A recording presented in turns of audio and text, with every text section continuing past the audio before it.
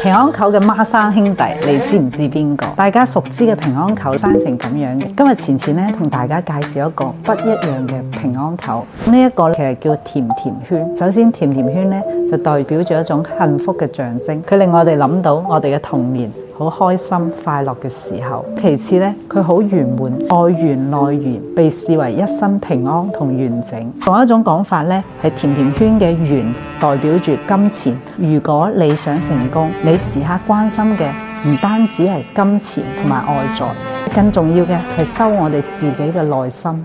呢一手嘅甜甜圈咧，全部都係大陸嘅，底子好細膩，每一個都有飄揚綠色。中意精緻少少嘅朋友就可以用 K 金鑲嵌，如果中意日常 casual 少少嘅朋友咧，就可以喺上邊加個頂珠，睇起嚟好低調，但同時又好有質感。